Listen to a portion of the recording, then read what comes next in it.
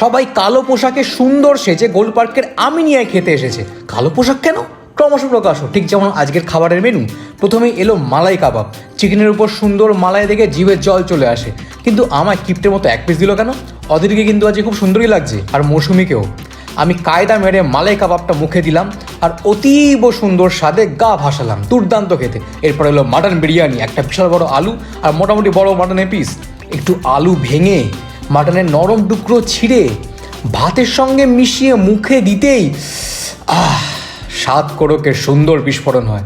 এই আমিনিয়া বিরিয়ানিটা বেশ ভালো। মৌসুমি কিন্তু খাওয়াচ্ছে, তার সঙ্গে অর্ঘ্য, বিক্রম, জিৎ, অদিতি খুব মজা পেয়েছে, আর অভিষেক বেশ আনন্দ করে খেলো। জিৎ মনে হয় কিছু একটা বলার চেষ্টা করছিল, কিন্তু কি সেটা কেউ জানে না। খাবারের সঙ্গে লুব্রিকেন্ট হিসেবে আমি নিয়েছিলাম হচ্ছে পেপসি। এরপর সে কালো জামা পরার কারণ নজরুল মঞ্চ ও রূপম ইসলাম একক, এটা নিয়ে অন্য একদিন গল্প হবে। আপাতত আমি যাই।